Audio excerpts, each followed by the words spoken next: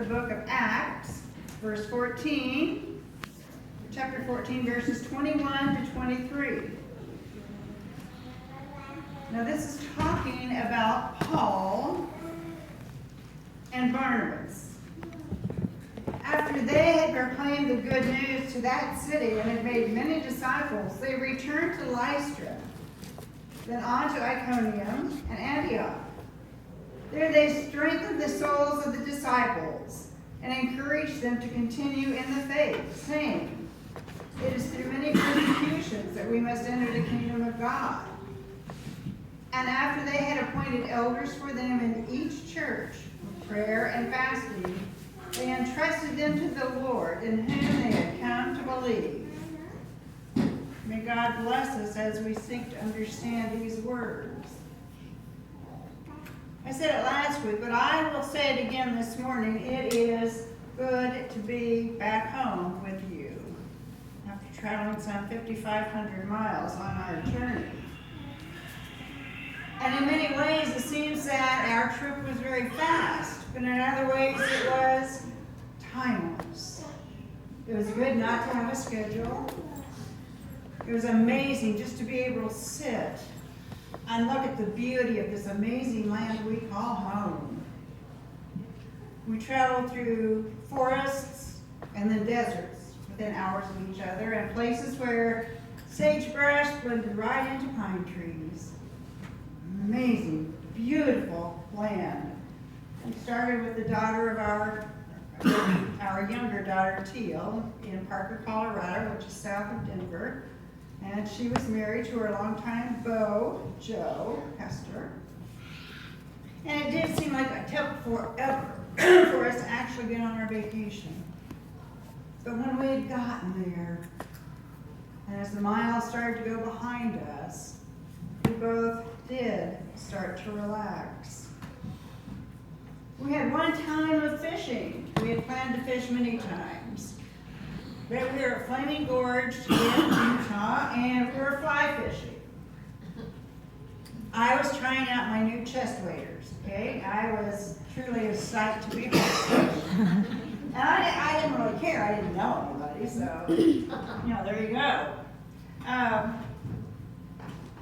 I decided to wade into the river, and Tom said, "Do not go in over your knees," and I mean it.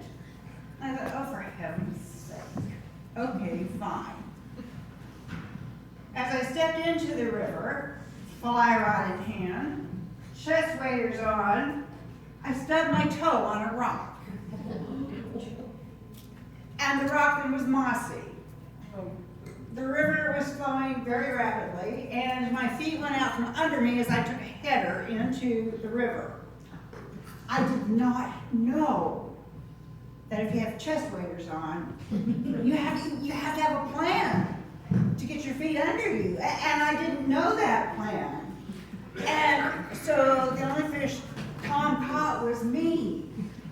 And had he not been there, just slightly downstream, you would have been without a pastor. I would have gone to the lake, great, land beyond, and then fly fishing in my chest waders.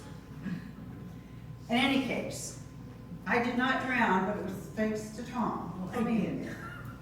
I have a new appreciation for the strength of rivers and for life. Wow. After we got out of that fishing experience, we went to this incredibly beautiful volcanic lake, which is truly the color of this little t-shirt right here on the front row. The water's so blue you can't imagine that it's real. And everyone is urged to go fishing there because fish aren't native there, and they're breeding like rabbits. And so you're encouraged to fish, but every fish you catch you have to take out and not put back. Well, there wasn't a way for us to get down there, so of course we didn't fish.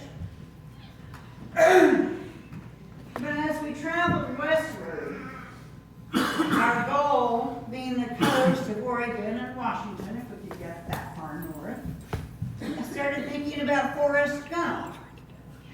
And that may not be quite as strange as you think, because shortly after I'd been thinking about Forrest Gump, Tom said, "I feel like we're traveling with Forrest Gump." Okay, so you see, it wasn't such a weird idea. Has everyone seen the movie of Forrest Gump? For those of you who did not, just in a nutshell, it came out in about 1994. Starred Tom Hanks and Robin Wright, Gary Sinise, and Sally Field. Now, Forrest Gump was, well, pretty far below average IQ, but he was a very naive and very pleasant young man. Only nobody liked him because he was strange, he was odd, he was, in fact, slow. But his mother's always said to him, now, Forrest, stupid is as stupid does. And life is like a box of chocolates. You never know what you're going to get. But she didn't want Forrest to think that he wasn't normal. His only friend growing up was Jenny. And she became his love for the rest of his life. Throughout the movie, which takes Forrest into Vietnam as an adult, which takes him in many different positions, but always he could run, right? It was the only thing he really did well. He could run. And at one point, after Forrest had again asked Jenny to marry him, and she turned him down and faded away into the distance, he stepped out on his Alabama porch one morning and he looked around and he started to run. And he ran for 3 years. And it took him from one coast to the other. But at each coast he stopped and he looked at that vast expanse of ocean. And he knew he couldn't run any further. And so he turned around and went back the other way. Thus entered Forrest Gump in 2-hour traveling. So as we traveled with Forrest Gump from one ocean back, because we realized once we got to the coast we had no other place to go but east.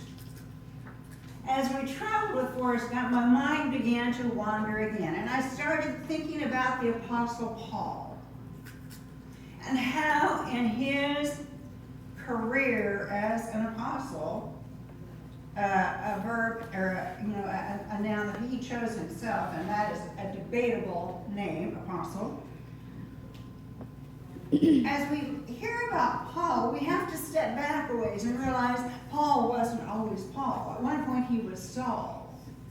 And as Saul, he would track down people of the way, those who had chosen to follow Jesus. And he would put them before trial and sometimes even kill them. And then one day, when he was walking to yet another town to arrest those of the way, this blinding light flashed around him and caused him to be blind for 3 days. And he stumbled and he fell, and he heard this voice booming from heaven that said, Saul, why are you persecuting me? What's the deal here? And he was taken to the city of Damascus, where in the course of a few days, he began to know the Lord. And he changed from this zealot who killed Christians to a man who could do nothing less than proclaim the gospel of Jesus Christ wherever he went. And he went from many coasts to many coasts. He traveled from his beloved Israel to the coast of Macedonia, to Greece. He traveled the rest of his life preaching the gospel and leading people to Christ. And it's rather interesting that the Bible gives us no details of Paul's death.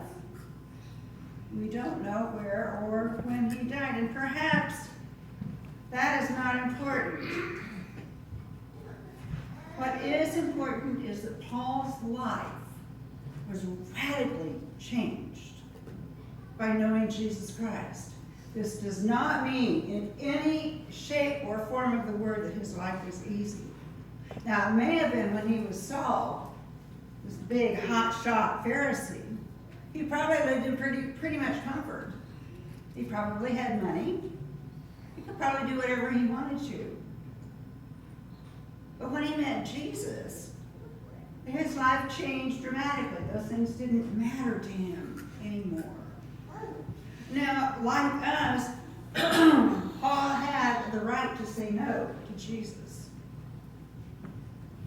He had that ability to say no. He had free will, but he didn't. He chose rather to say yes. And his heart had been so touched that he could do nothing less than proclaim the gospel wherever he went. You know, we have the same choices today because of our faith. Because of the faith that we have had, for those of us who have said yes to Jesus Christ, we know that we must go on and tell others. And if for those who have not yet said yes, perhaps this may put a little bug in your ear. But our lives, in some way or other, once we have said yes to Jesus Christ, have been changed until it's like that proverbial box of chocolates. We truly never know what we're going to get, but we know God holds that box of chocolates. In that box are many different experiences. Some are good, some are not so good. We have health and we have illness. There will be many different places we must go and many different people we will talk to. And here's the deal. Everywhere we go, everyone we meet is searching for something. Whether they know Jesus Christ or not, we should never presume that someone does. We don't know that. But the thing is that every day we rub shoulders with those who are hurting, whether they show it or not, whether they're hurting physically or mentally or psychologically or spiritually. And if they are any pain of any sort, they're looking for someone or someone who can give them the rest they so long for. And this is the one thing that the Apostle Paul was so aware of. He had a hunger to meet these people, to share what he now knew as the gospel of Jesus Christ. That way, the promised heaven at the end of our journey. And I guess the question for us this morning is, do we have that same hunger? Do we have that hunger to speak to people, or maybe even one person, about Jesus Christ? And I'm not saying we have to stand on the street corner and shout. It simply can be a meeting at a restaurant. At a drive, at a place where you pull off the road for a rest stop. It can be anywhere. Paul had this driving force behind him that he now called Lord. And so, again, the question is, do we have that hunger? Or when we go through the rest of our lives trying out all the different chocolates in the box, because we just don't know what we're going to get. We don't have to live in that uncertainty. We don't have to live always second guessing. So I'll tell you something about second guessing. It works sometimes, but it doesn't work other times. Life does not work on second guesses. But I can assure you of this, and it's the truth that we find in knowing and trusting Jesus Christ. The only difficulty is we have to accept Jesus Christ through his truths. The hard part is that we have to do that through faith. Faith being that mysterious thing that we can't see or feel or smell or taste. But it's called love, that love of God who created all of God's children. Here's another thing I can assure you of. We don't have to do anything to receive God's love. It's available.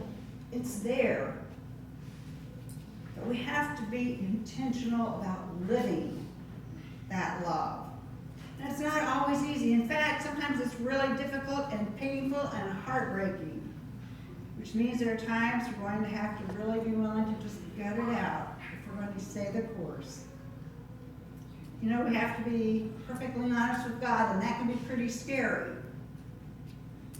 To tell God the truth, we already know that God knows, but for us to verbalize all of our secrets before God, we have to come clean, with no secrets left before God. And that is scary. That is hard. We may be asked to do things and go places we never thought we would go before. But we may not be sure how to do it. And we have to be willing to pay some price for doing what God has asked us to do. And that simply may be humility. That's a tough one. You know, but that's okay. Because of God's living love and our loving God through our living is the most awesome privilege we will ever receive. You know, we don't have to feel like we're traveling with Forrest Gump or his box of chocolates. You see, it really doesn't matter what chocolates are in our box. They are always being held by the hand of God. And you can take that to the bank in the morning.